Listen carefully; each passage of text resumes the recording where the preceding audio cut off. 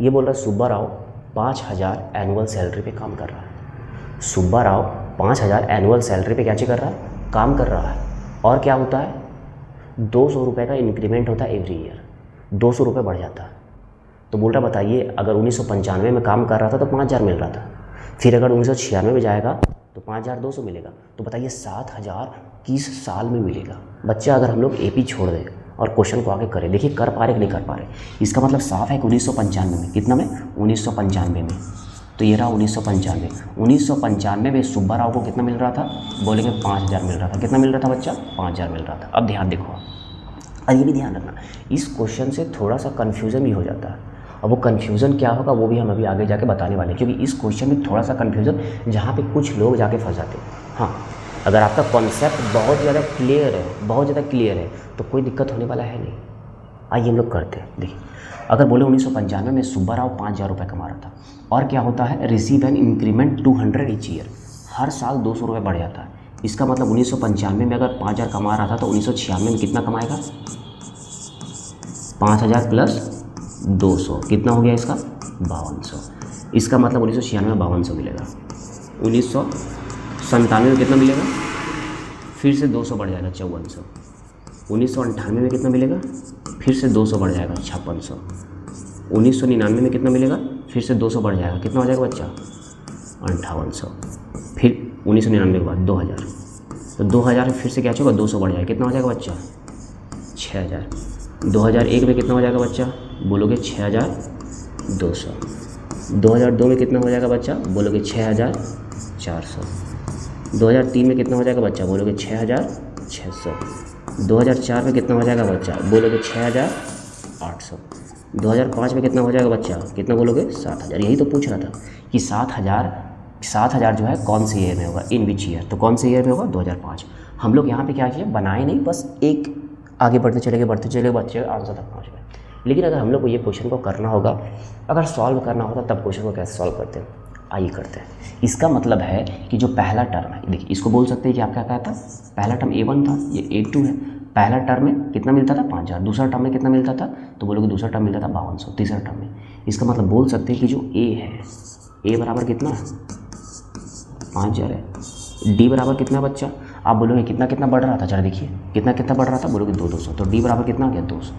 अब जरा देखो बच्चा, इसका जो पैसा है, जैसे 5,000 था, फिर कितना हुआ, 5,200, 5,400, 5,600, 5,800, 6,000, 6,200, ऐसे बढ़ रहा था इसका पैसा। तो बोल रहा पैसा कब हो जाएगा, 7,000। अच्छा कब हो जाएगा पता है क्या, कब हो जाएगा पता है क्या, नहीं पता तो हम लोग अपने से मान लेते हैं कि n बार में होगा।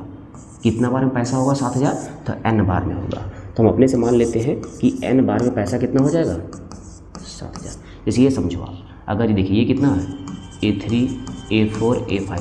अगर हम बोलेंगे A3 बार में कितना पैसा होगा, तो A3 बार में कितना हो जाएगा, 5,400। A5 बराबर में कितना होगा, 5,800। तो 7,000 कितना बार में होगा, तो नहीं ना पता कितना बार में, इसीलिए हम लोग क्या मान लेते हैं कि n बार में होगा। फिर से देखिए, अब इसके लिए फार्मूला लिखेंगे। A जैसे कि यहाँ पे 6 होता, यहाँ पे अगर इसकी जगह पे 6 होता तो क्या चीज़ करते, A+5D, यहाँ भी वही करेंगे। A कितना बार जंप लगाना है, बोलोगे n बार जंप लगाना है। कितना, सॉरी कहाँ तक पहुँचना है, n तक पहुँचना है। तो n तक पहुँचने के लिए एक जंप कम लगाएंगे, तो n-1 इंटू D बराबर कितना हो गया बच्चा, 7,000। ए की जगह पे कितना बच्चा, बोलोगे ए की जगह पे कितना अपना, 5,000। ये थोड़ा सा बैकग्राउंड साउंड का प्रॉब्लम रहता है। आइए अगर उसको हटा दे तो बाकी यहाँ पे क्वेश्चन पे थोड़ा फोकस करते हैं। ये हो गया n-1। डी की जगह पे कितना बच्चा, आप बोलोगे डी की जगह पे अपना 200 इज इक्वल टू कितना हो गया, 7,000। अब चलिए देखो बच्चा, n-1 into 200 is equal to 7,000 minus 5,000, कितना बच गया बच्चे, बोलोगे 2,000 रुपये रह गए। और ये 200 गुना में कहाँ आ गए, ये भागा में, यहाँ क्या हो गया, n-1, 2 जीरो कैंसिल, ये से कितना बार में, 10 बार में। तो n-1 इज इक्वल टू कितना आ गया, 10। तो n इज इक्वल टू कितना आ गया, 10 + 1। n बराबर कितना आ गया बच्चा, बोलोगे 11। अब यहाँ पे आप क्या बोलोगे कि 11वां बार में क्या चला जाएगा आपका पैसा, 11वां बार में आपका पैसा कितना हो जाएगा, 7,000। अच्छा 11, अब देखिए क्या होगा, प्रॉब्लम क्या होगा वो बता रहे, क्या प्रॉब्लम होता है।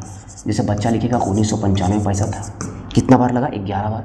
बच्चा इसमें 11 ऐड करेगा और आंसर बोलेगा 2006, जो कि गलत हो जाएगा। क्यों गलत हो जाएगा, क्योंकि 11वां बार में पैसा होगा।